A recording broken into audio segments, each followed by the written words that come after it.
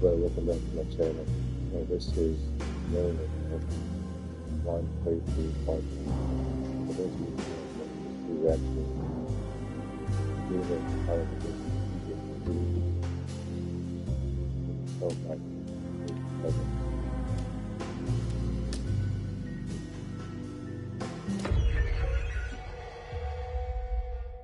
resonate with the live, moving better.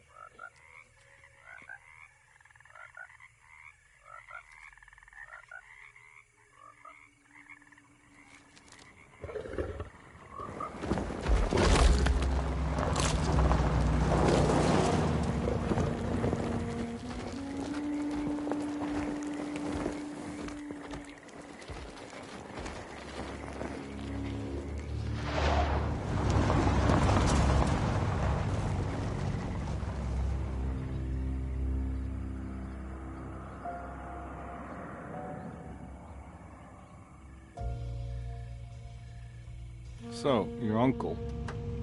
What's wrong with him? He's possessed. As in the devil? Something like that.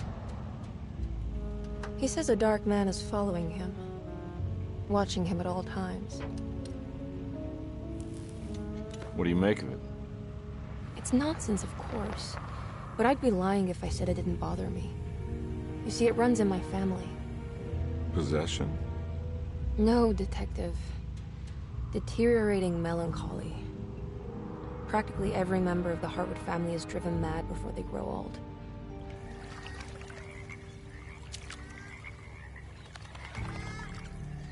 But Jeremy didn't kill himself. Is that why he's at your setup? Despite being convinced that he is truly possessed, he decided to put his last chips on Dr. Gray and his psychoanalysis, figuring he might stumble upon some cure.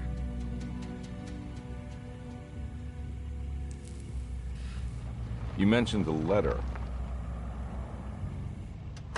I received a disturbing letter from Jeremy accusing the staff and all the other patients of being involved in some cult. And now they are also out to get him. Could it be real? Or is it all just in his head? It's a story he tells himself, Mr. Carnby. Anything to avoid the truth. Which is? That we're all terribly insignificant. That people mean so very little to one another. That there is no one out to get Jeremy Hartwood because he isn't worth getting. Here we are.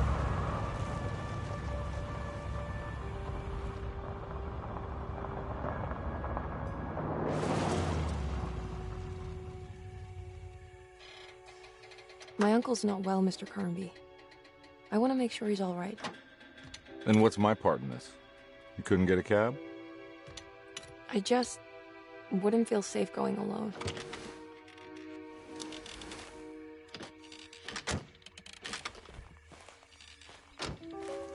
Did you bring a gun? Yeah.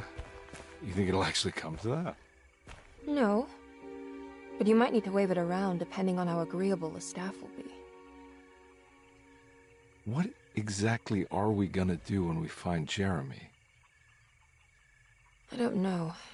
Let's just find him first.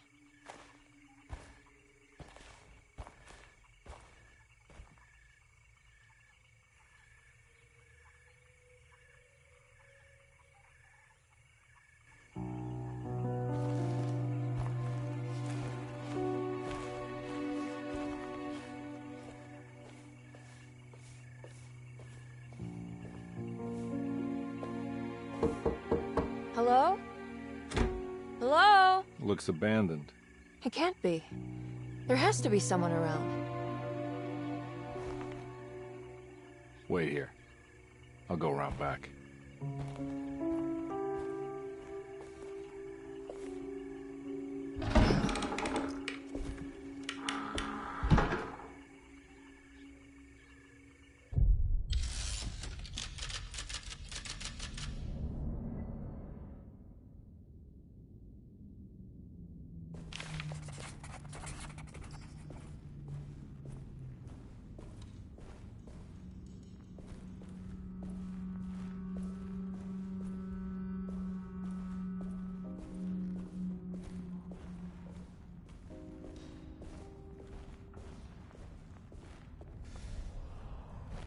Now what do we got here?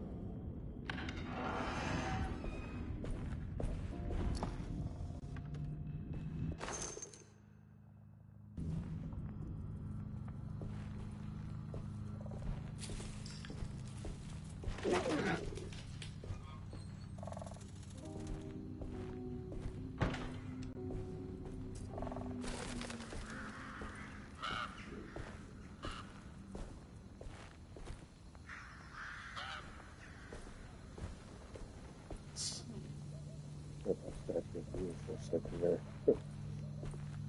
there's definitely very resonated. I was thinking about some walking, like a lot of life too.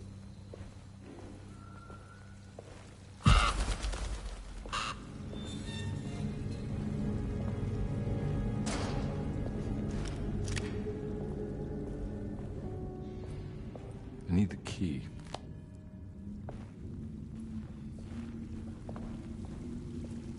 Whoa. That's one big tree to fit inside a conservatory.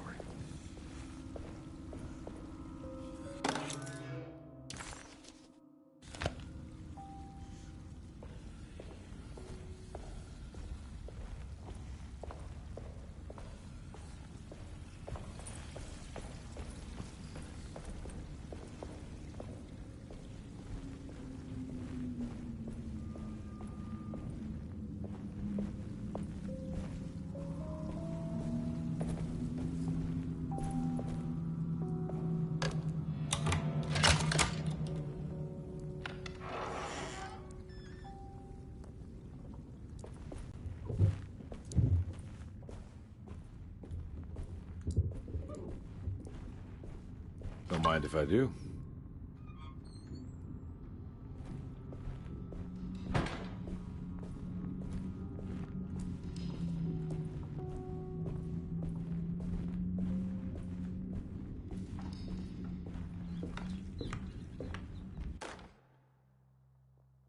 Every day your silence weighs a little heavier.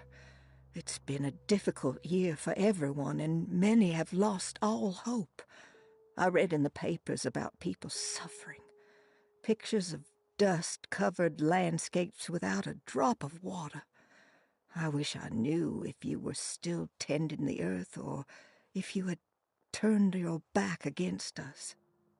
I have started to look for help elsewhere. I pray you will tell me if I am going down a path that you find disagreeable.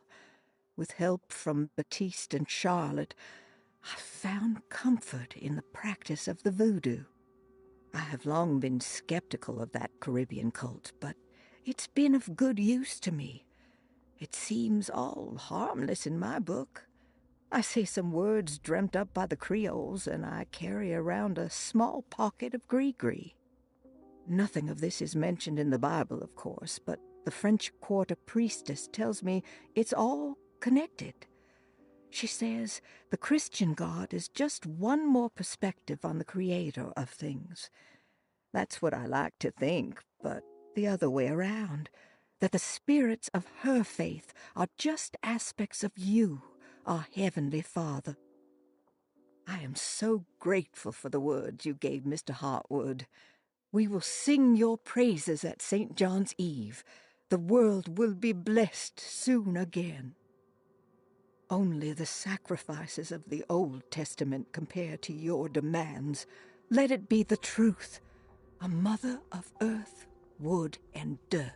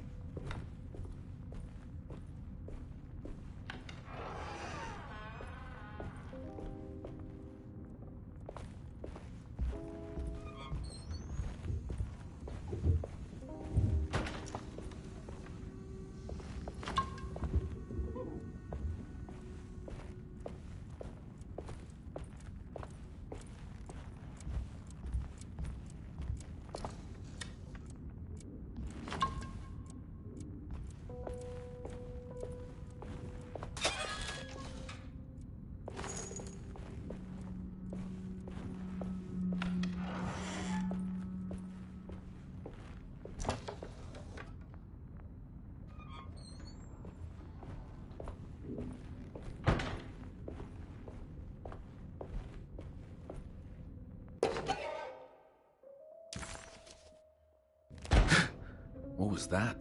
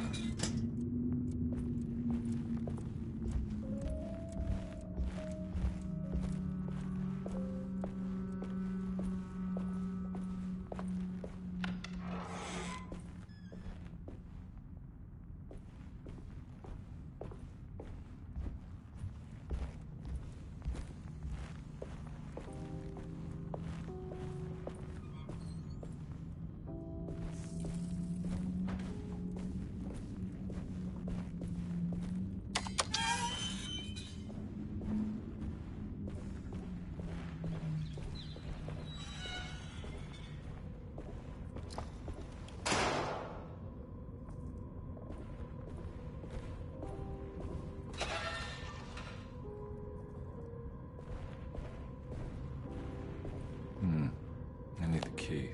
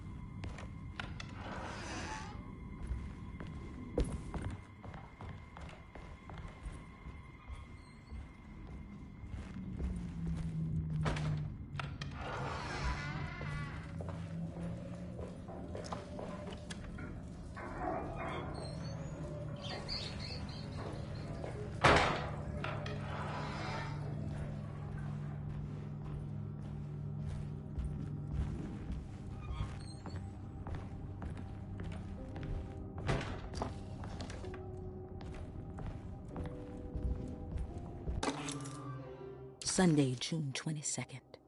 I spent all day looking for Jeremy. I should have cared for the others, but I'm scared that he will do something irreversible. Cassandra is upset that I didn't give her the latest shipment of pain medication that Waits brought from the post office yesterday. I would have given it to her, but the company didn't send a new key this time around, so the box is just sitting there on my desk. They must have figured we had plenty of their gimmicky keys by now. I only remember seeing one lately.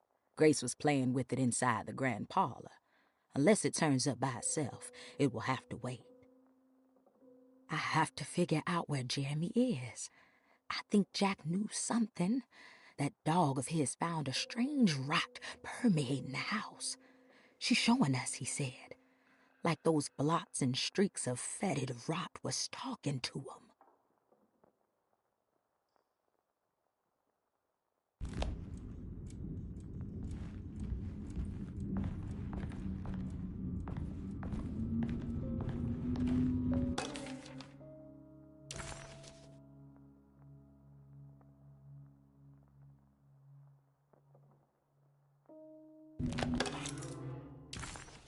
Nice.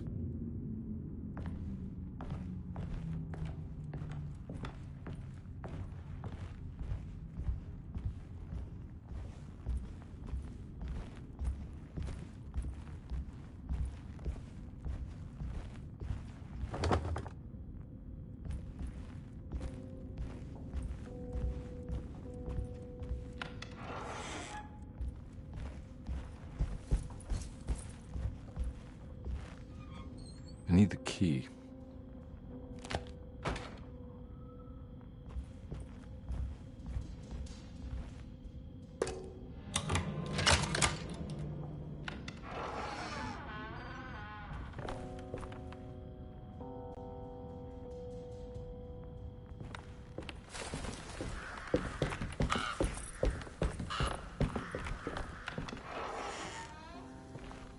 Oh.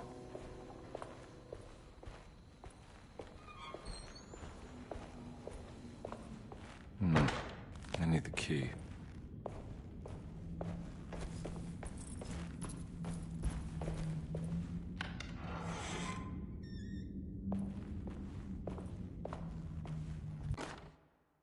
The Great Depression. President Hoover raises tariffs on over 20,000 imported goods in an act to protect American labor.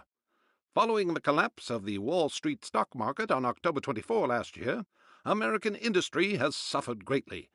Thousands of companies have gone bankrupt and left a large part of the American workforce unemployed. In an attempt to turn the tide, the Smoot-Hawley Tariff Act has been signed by President Herbert Hoover. By regulating commerce with foreign countries, the government hopes to encourage the industries of the United States to compete with cheap foreign imports. Superstition on rise. New Orleans voodoo stores and spiritual mediums see increased profit during troubled times. While the market has faced hard times ever since Black Thursday of last year, voodoo doctors and snake charmers see significant rise in number of customers. With the coming Eve of St. John on the 23rd, the police expect increased cult activity around Bayou St. John, the southern shore of Lake Pontchartrain. Voodoo rituals in that area on the Eve of St. John have a long tradition reaching back to the first snake worshippers brought as slaves from West Africa. During the 19th century, its practice was popularized by the legendary Marie Laveau, and has since been embraced by many of the Creoles and the surviving aristocracy of the French Quarter. Author seeks asylum.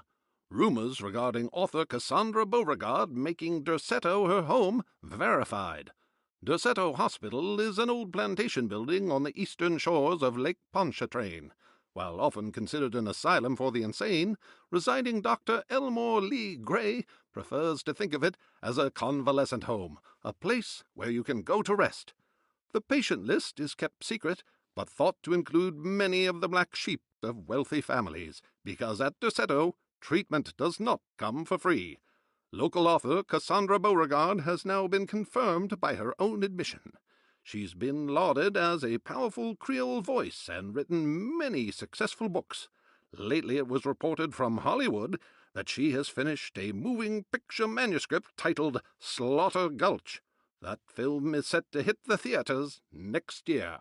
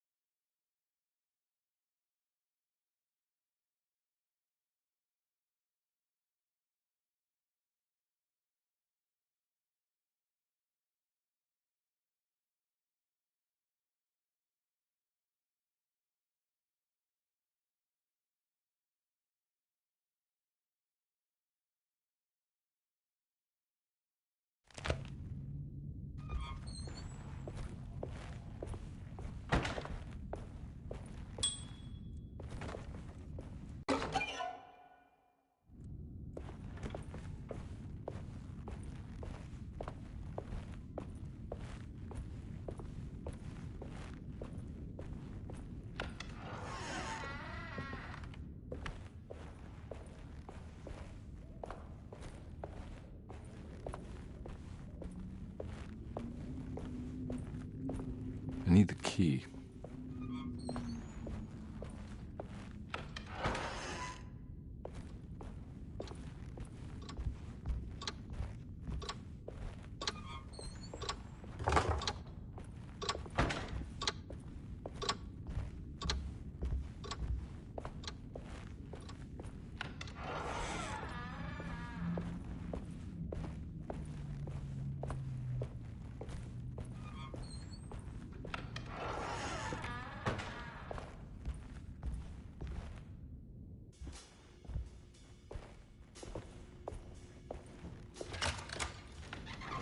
Thanks.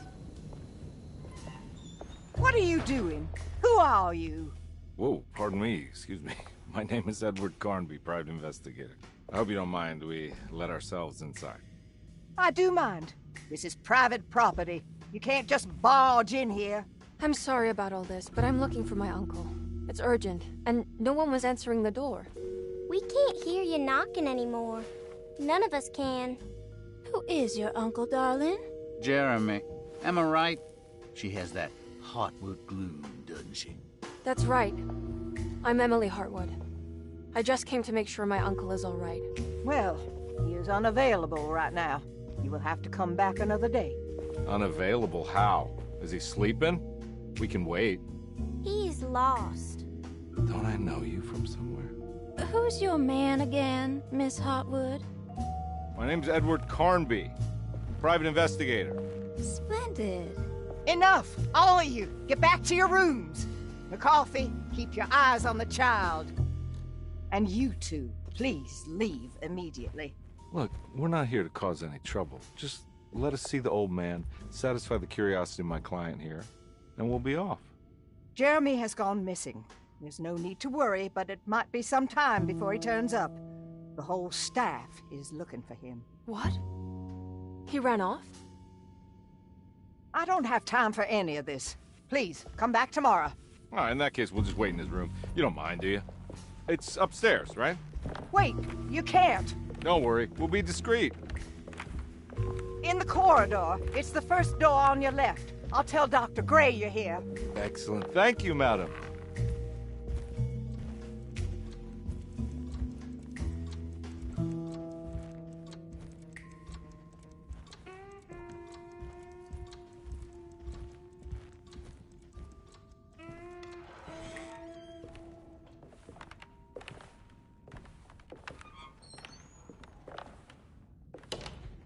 All right, here we are.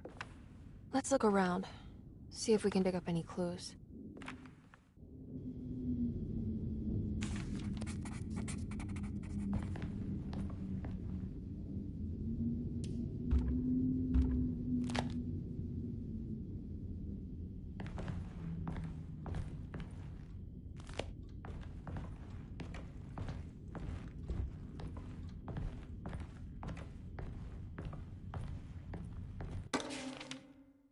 Every night the dark man stands opaque at the threshold of my room, counting the days until my spirit spills out of my tired shape.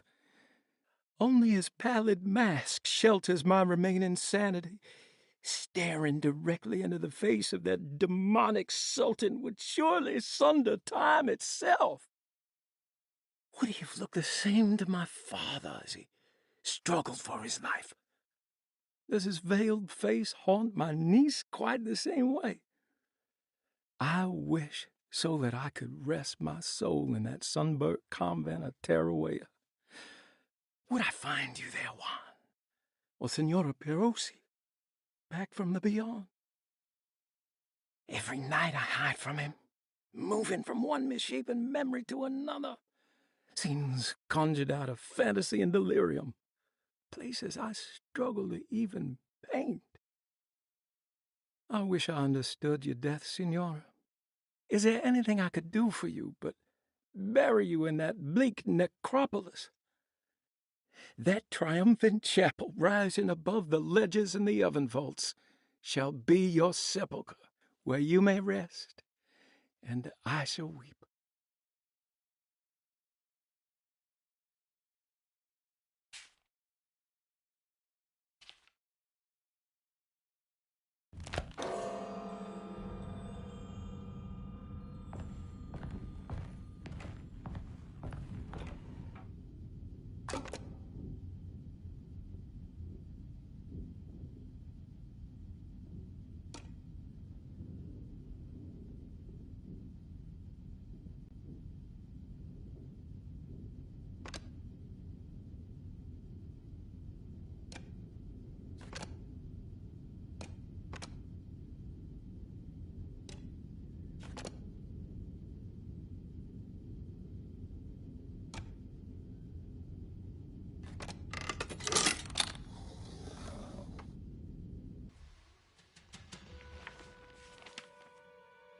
Hey, you know anything about this? Looks like some sort of talisman. No, I don't. Oh, help me out here, will you?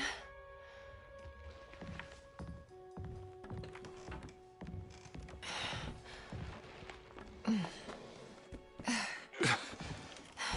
would kill a guy to throw some of this stuff out. I'd be crazy too if I had this much junk lying around.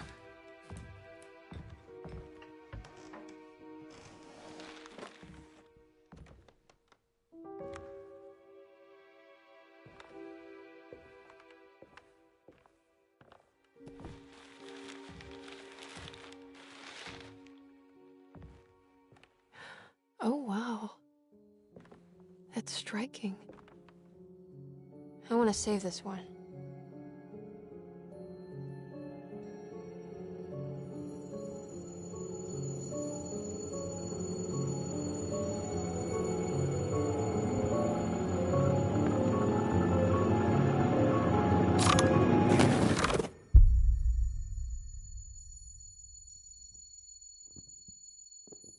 All right, come on.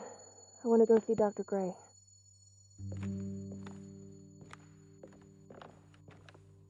Come on, let's go. Yeah, I'm coming.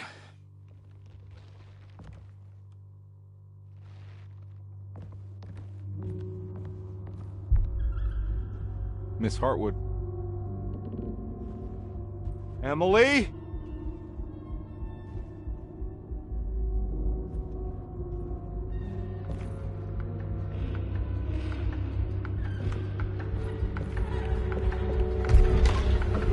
What the hell is going on? Where am I?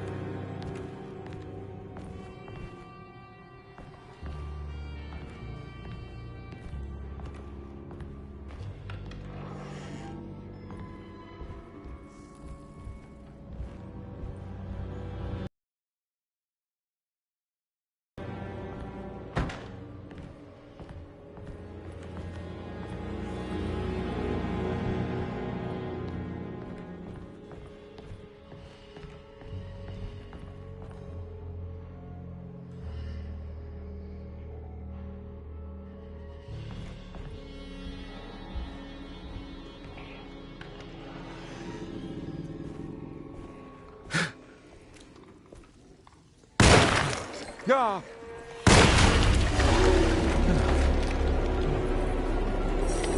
Ah! Oh, Christ. What the hell was that? Ugh!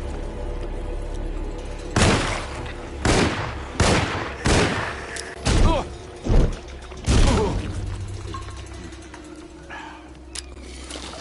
Ugh! Ugh! Oh! Yeah!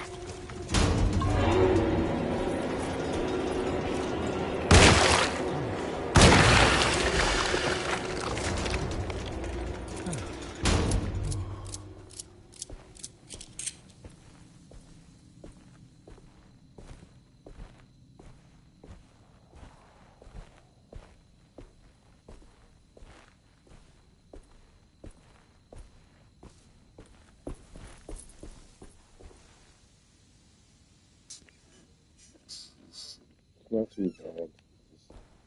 Just watch a little rough. Like that shooting was just very blocky.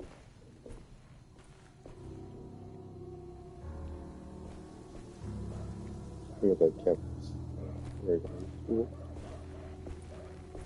Resident Evil was too bad because you're going to live dead every one and stuff.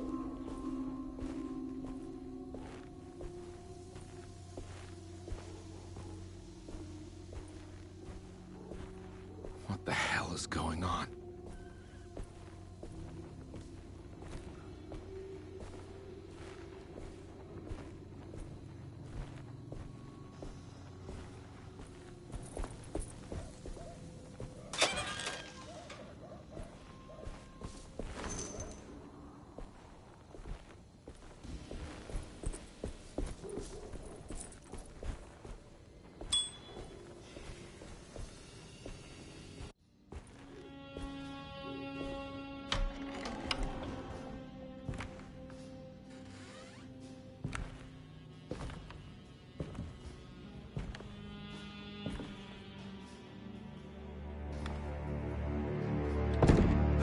Don't let them get inside, Compare.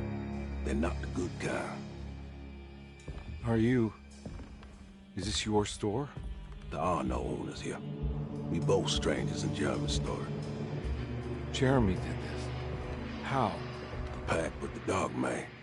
Jeremy warned us, but We didn't think much of it.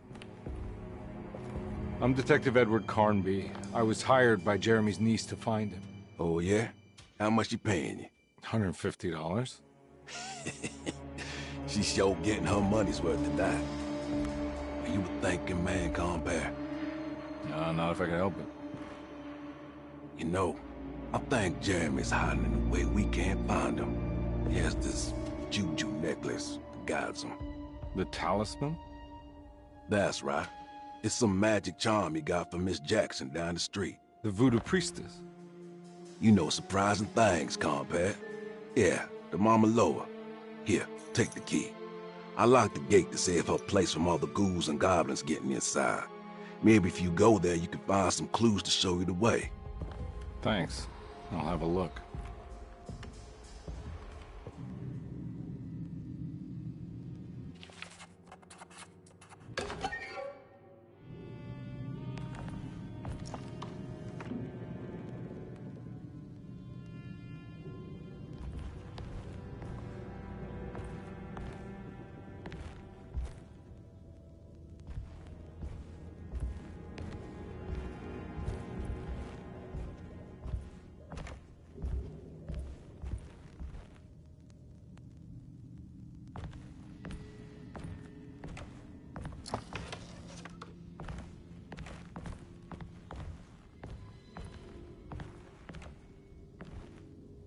You want to come along? Nah, I'm gonna stay here for a while.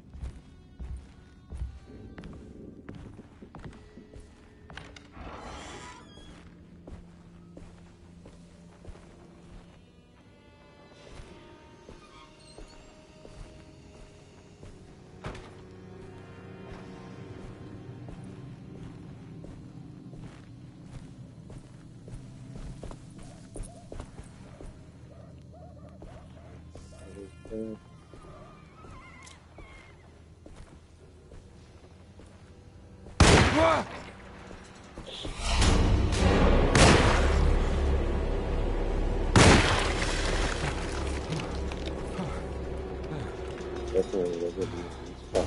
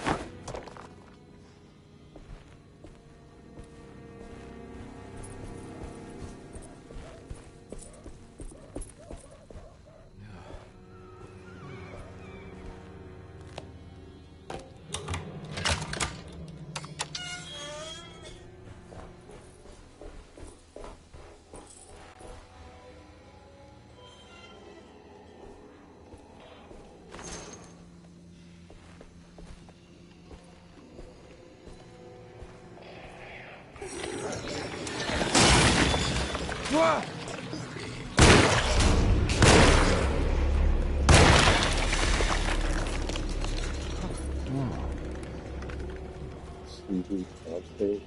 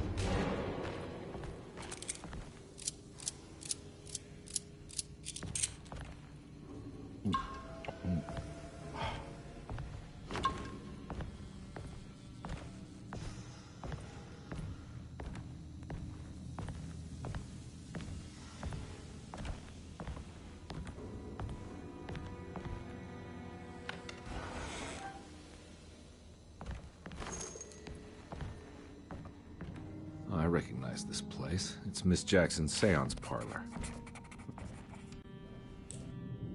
It's the talisman, like the one in the painting.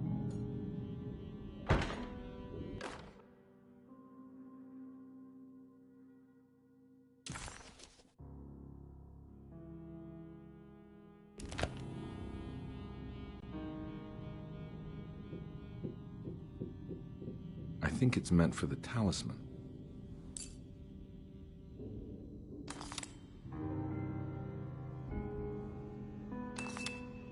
I think it needs numbers, like coordinates. Maybe there's something in Jeremy's notes.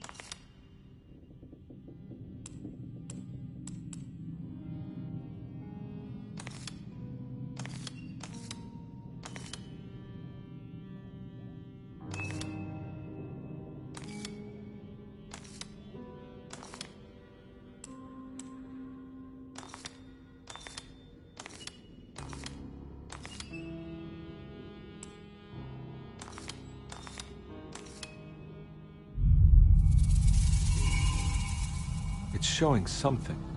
A place? Where is that?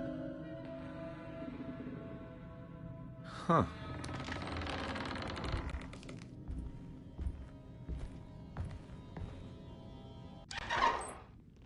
Detective, I was wondering when you were going to show up. Mrs. Thompson told me you were here. I understand you are working for Jeremy Hartwood's niece. Yeah, I guess so. I mean, you're not wrong. We came here for her uncle. I just didn't expect... I didn't expect this. You are Dr. Gray, right? That's right. You don't happen to have some identification, Detective. I'm not keen on having strangers prying into my business. Oh, Detective Edward Carnby, Decatur Street, New Orleans. Enjoying the Vieux Carré, Detective? Those old French quarters, the voodoo people, the gangsters. I'm sure you live an exciting life. Well, it's not quite like the stories, Doc. Just trying to make a living. Aren't we all making a living? Well, welcome to Deseto, Detective.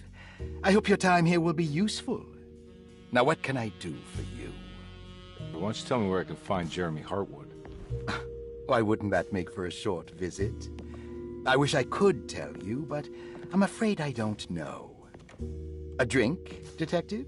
Anything brandy. Oh, you do belong in the French Quarters, Detective. Armagnac or cognac? You know, just give me the cheap stuff. I'm not much of a connoisseur. Having low standards is not a virtue, Detective. Let me see if I can broaden your perspective. What can you tell me about Jeremy? I wouldn't want to go into details about his condition. Doctor-patient confidentiality. I'm sure you understand. Sure, but he is crazy, and he's gone missing.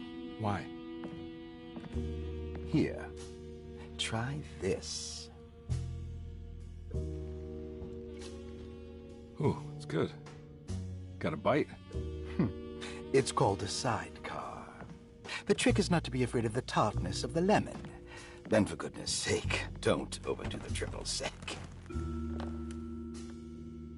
Okay, what can you tell me about Jeremy? Well, let me think. He is an anxious man, constantly worried about events not presenting themselves according to his model of predestination. He complains about things not being carried out in the right order, and that some things simply shouldn't be. Is any of this helpful to you? Not really. I was hoping for some direction where to look next. I'm sorry. I have nothing for you then. You should talk to my orderlies. They have been looking for him for a while now. I'm sure they would appreciate your help. Yeah, I ran into Batiste earlier. Come to think of it, he might have given me a lead. Oh, excellent. So your investigation is already underway. I'm gonna go, but I'm sure we'll meet again. Looking forward to it. Safe returns.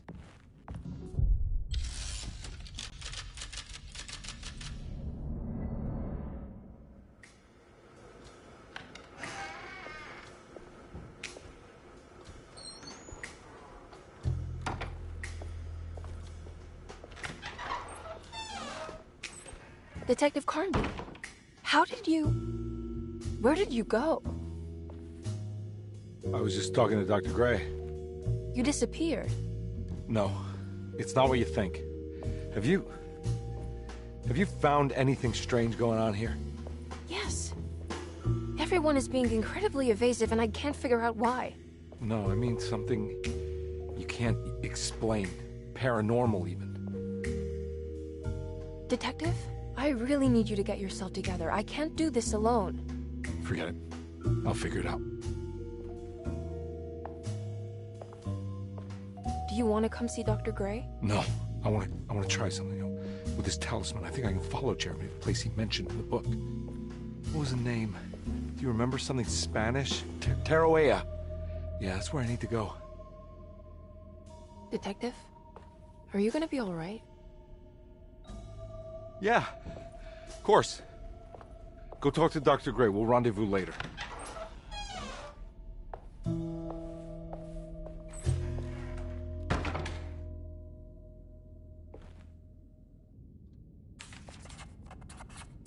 This talisman brought me back from the French Quarter in the blink of an eye.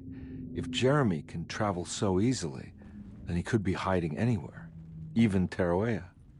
If he can do it, so can I. I just need to figure out how the talisman works. Saw your notice in the boiler room. You should know Mr. Chance won't be coming back. I got no business being in there myself, but you can take a valve from the wine cellar if you want to try to stop the steam pouring out. Be careful.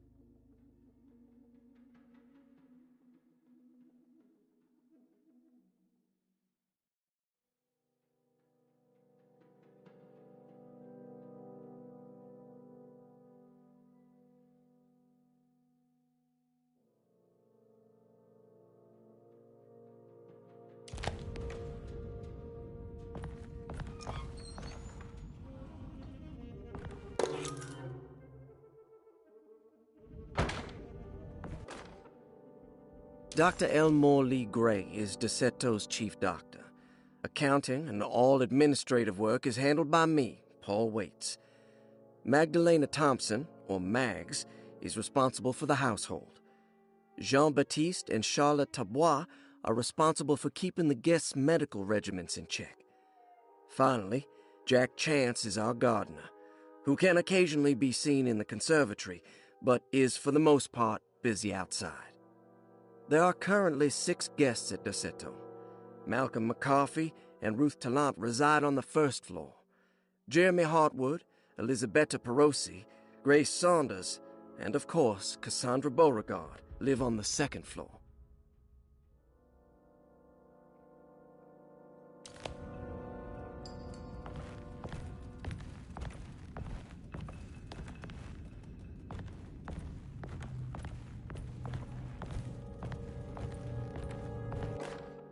Paul, you're right about the plates on the boiler and the clock.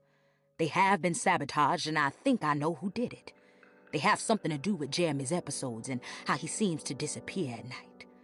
Right now, it's important that you keep an eye out for any of the pieces. I want to find out if I can repair the plates. Let me know if you find any of them. Lottie. Tell Lottie to take a look at the well in the kitchen garden.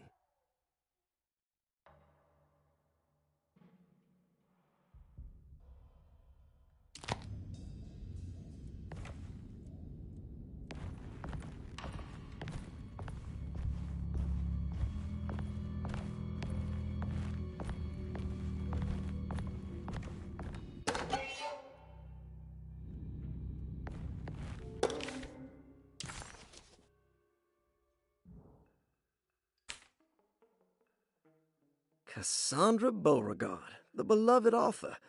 Very exciting, isn't it? What do you want to put down for reason for admission? What her agent told us. Cassandra suffers from writer's block and needs to finish her moving picture script before the end of June. Mr. Chardot suggests Cassandra's heavy use of barbiturates is holding her back and risks ruining her career. And how should we summarize her personal history? Let's keep it short. Cassandra Beauregard is a beloved crime. Grace Saunders, 11 years old. Reason for admission? The mother insists on strict supervision by a proper gentleman to avoid further perversion of Grace's adolescence. Personal history? Grace's family possesses modest wealth and status. Her childhood seems ordinary, spending most of her time with private teachers and family friends. Grace's father recently passed away, leaving her mother the sole caregiver. And diagnostic impressions? Grace has trouble dealing with her father's death. She is willingly suppressing her feelings on the matter and isn't properly acknowledging the trauma she suffered. Any planned treatment? Grace needs nothing out of the ordinary. She simply needs parental guidance. Eventually, we can work on her feelings toward her father. Malcolm McCarthy, 54 years of age. Reason for admission? McCarthy admitted himself to Derceto, stating simply that he needs some damn rest. And personal history? McCarthy claims he used to work as a lawyer in Baton Rouge, but says he can't go into details because of some legal dispute. His background remains largely a mystery, except for the occasional clue that he drops in conversation. Huh. And diagnostic impressions? McCarthy is an anxious man and an alcoholic. He often tells half-truths due to some deep-seated inability to trust other people. And how will you treat that? McCarthy will take some time to open up. Spending time with Jack's dog or the child should be good for him. Their harmless nature will help build his sense of trust. Elisabetta Perosi, 33 years old? What should I put down as reason for admission? Well, Perosi broke into Derceto and was found wandering the grand parlor. She was confused and suffered partial amnesia. She insisted she belonged here and offered to pay for her stay. Right. What do you make of her story?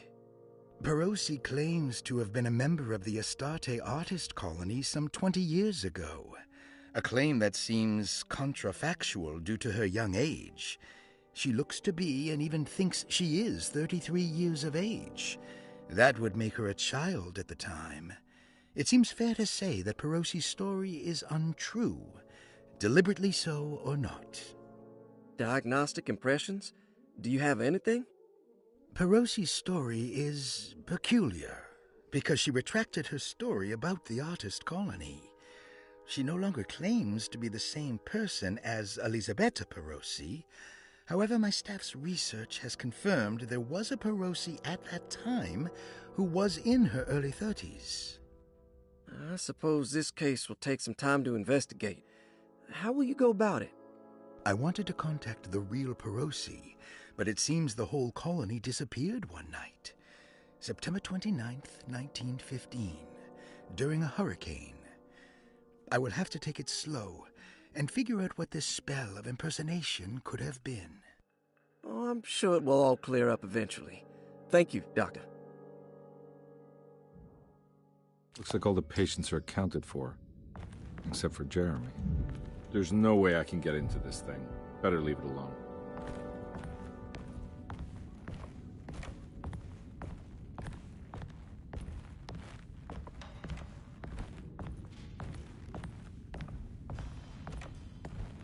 I need the key.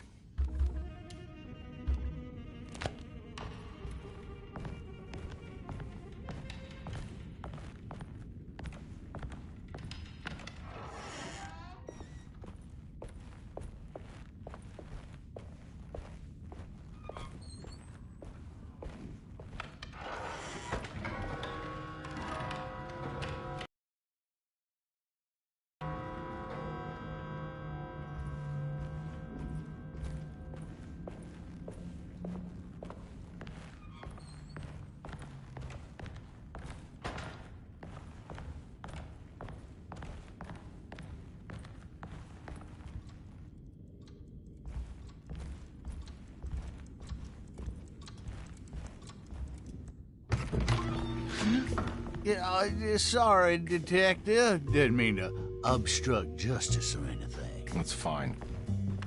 You know, I'm kind of busy with my own case of a missing person. I was wondering if you've seen Grace, a girl about yay high? Can't say that I have. Why are you asking? Well, I'm looking for her. Is she in trouble? No. She's just hiding somewhere. We can't have a rascal like that running around unchecked at a time like this, you understand? Well, I haven't seen her. Well, let me know if you find her. I'll be around. I'll keep an eye out for your man, Jeremy.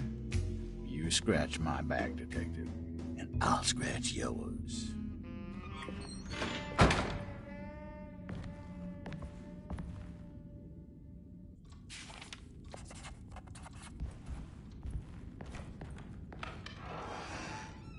Looks like everything's back to normal here.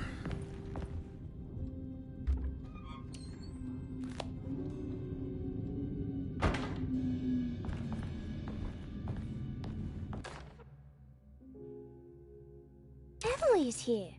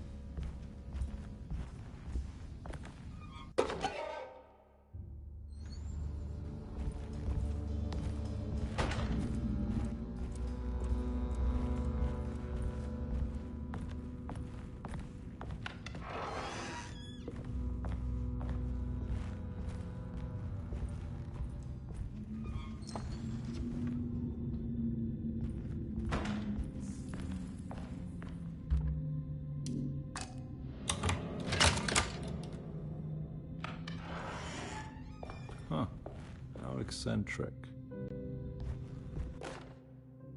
I did it! I crossed the thresholds to my intended destination without a focusing device. My talisman now knows these roads, and I have no need for the plates. I can find my way to Lafayette as easy as I find my own room. I visited the grave of my father and seen the oven waiting for me. Thank you for opening these doors. I now must summon my courage and go back to that hateful mound outside the oil rig. I hope you'll be feeling better when I return. Jeremy.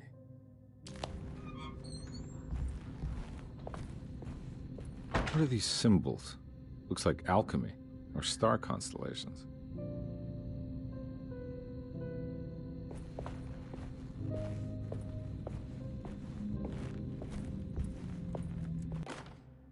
Will I need to remember how to get them out again? They are locked up for good reason. I am sure she is still able to whisper the answer in the ears of the wrong people. But not for long. I will see her burned soon enough. That black goat will be sacrificed to put an end to it all. Then it will all be over. No more Derceto, and sadly, no Astarte. Those good pirates of Pontchartrain. May you still sail the lake, until you find the shores of Hali.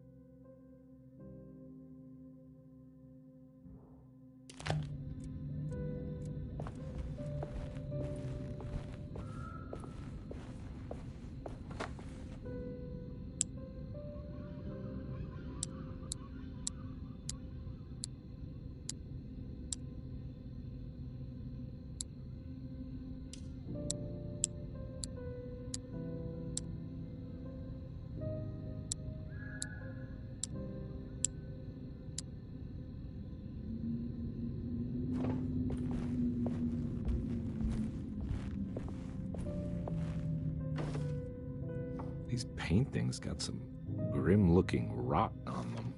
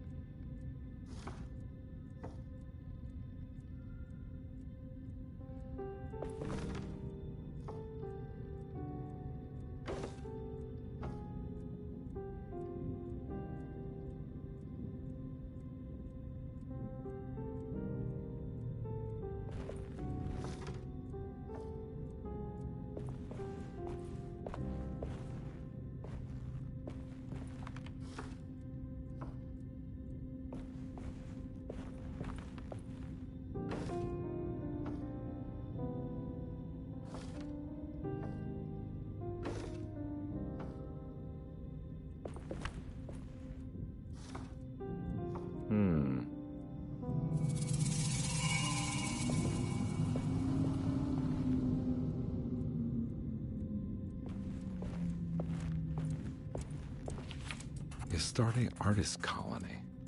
I remember hearing about their disappearance. Must have been 15 years or more now.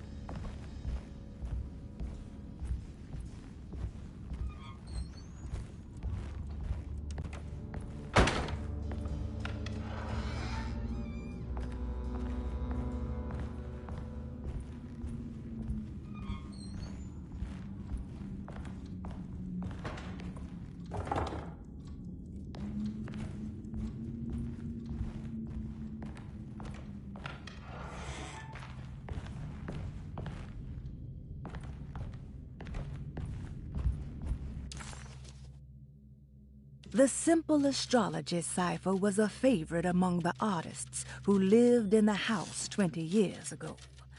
They easily turned into numbers when needed, but also acted as signatures for the members, as there were only 12 of them.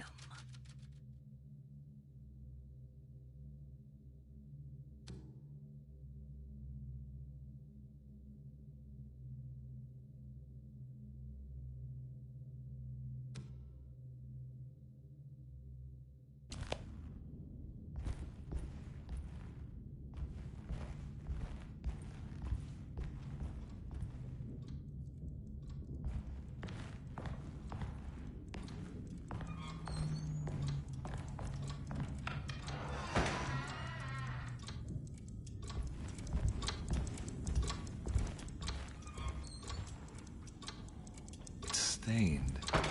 Looks like some kind of rock. This must be the clock that Jeremy wrote about in the commonplace book. Looks like the plate that held the talisman in the seance room. But it's broken and missing some pieces.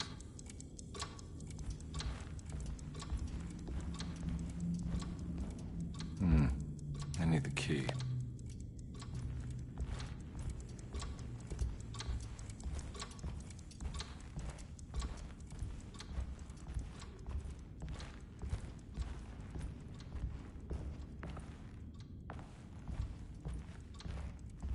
Oh.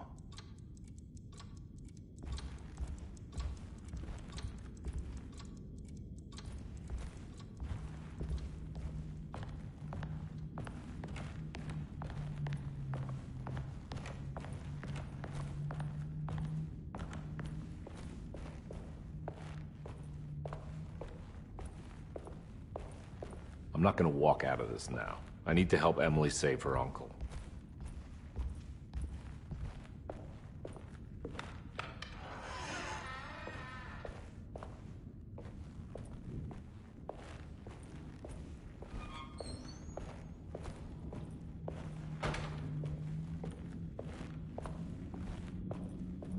I need the key.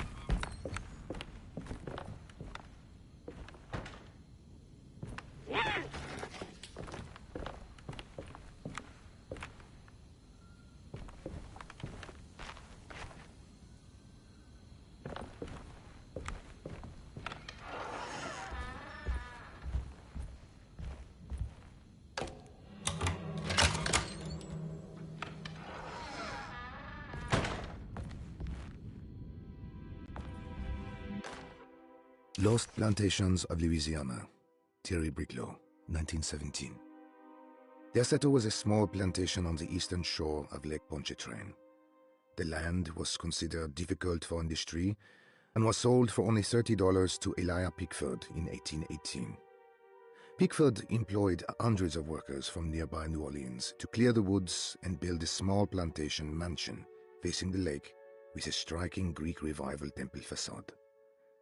Derceto kept a modest production of Perique tobacco and indigo that persisted up till the Civil War.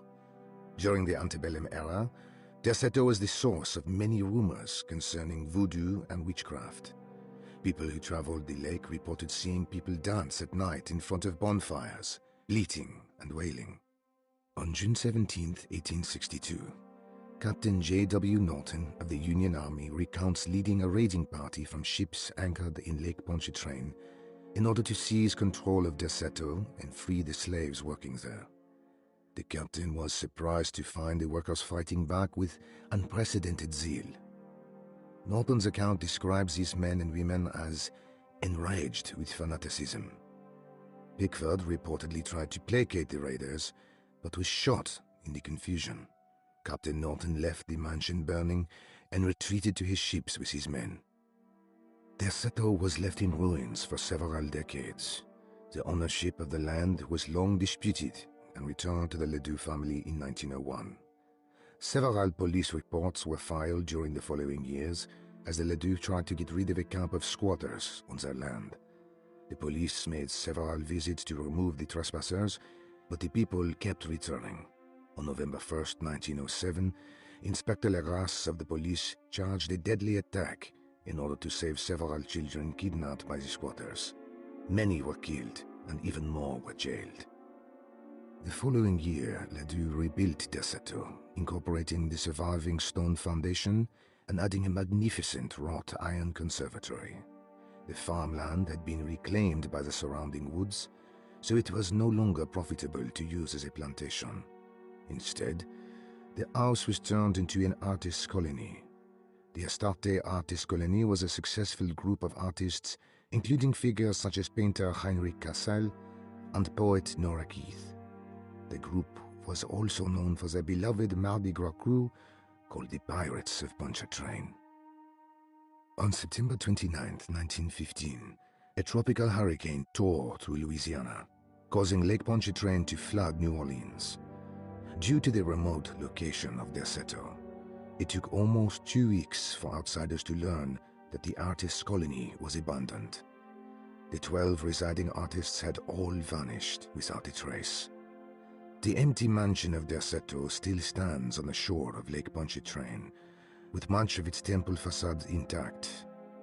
The Ledoux family currently has no intention of repairing the house.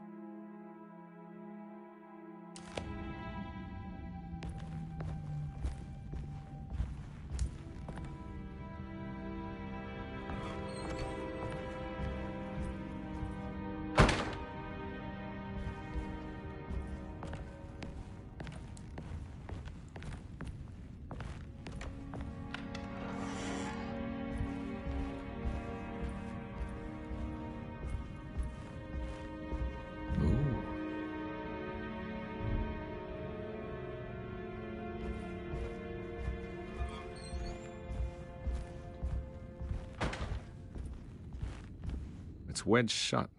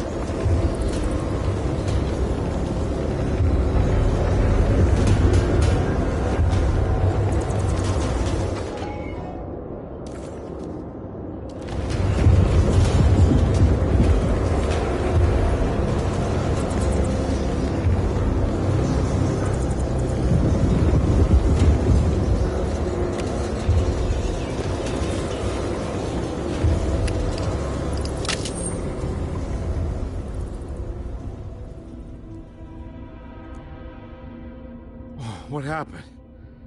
Everything's normal again? All right.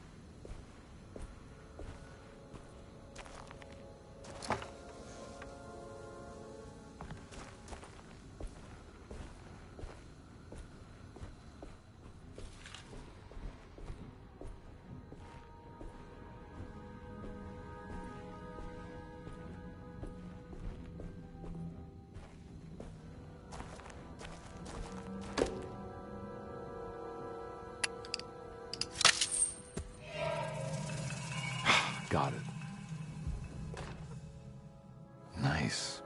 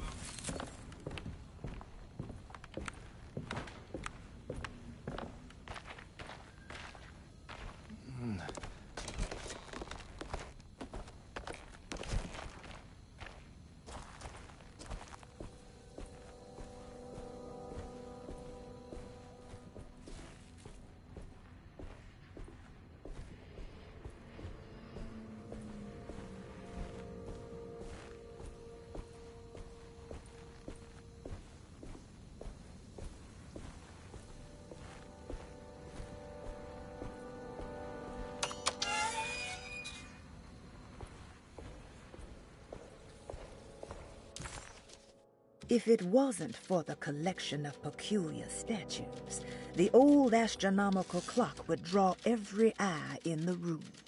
To Conby, it wasn't the intricate clockwork that stood out, but the odd-looking plate on the inside. It reminded him of the ritual bench in Miss Jackson's seance room, where he had manipulated the talisman to open a door back to Derceto. He wanted to try to replicate the procedure, but found that the inner part of the plate was broken. He would have to find the missing pieces and put the plate back together.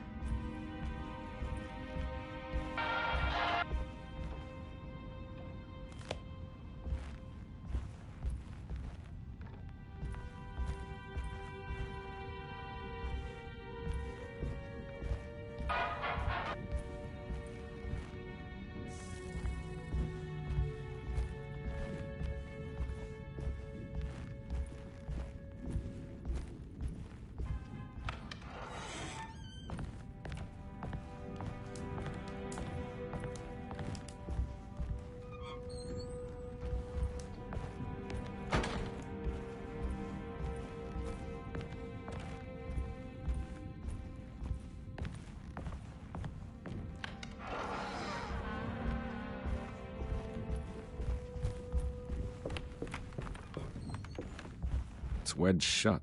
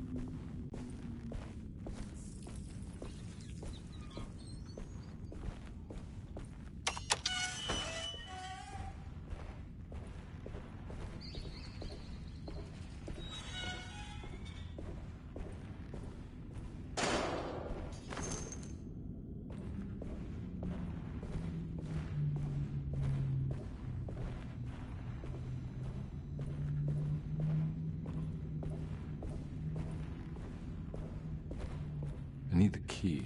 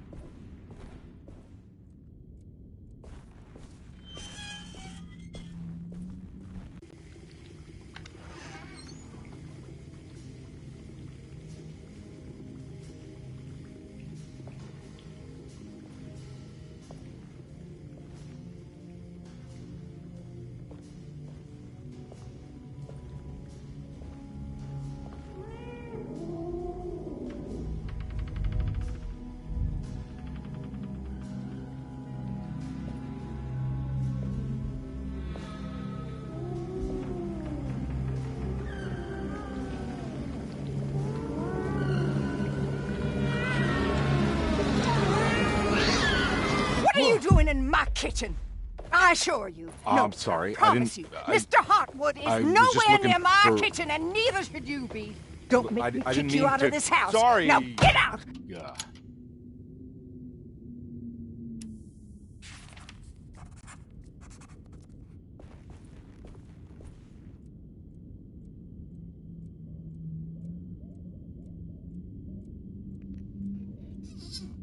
Was in the Baker house.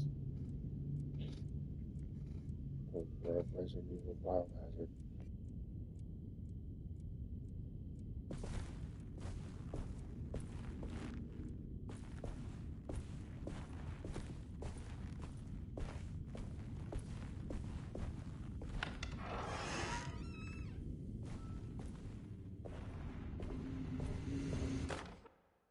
You know, Mr. Waits, I saw a piece of the plate that Liza broke.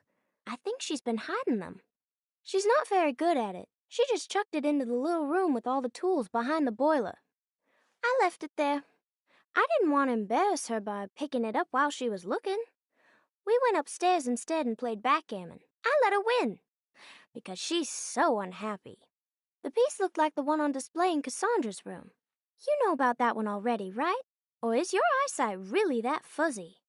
I hope you don't feel bad about your glasses. You only look stupid when you squint. Maybe if you had more eyes, you would see these things. I wish you had all the eyes you needed. Your best and favorite guest, Grace.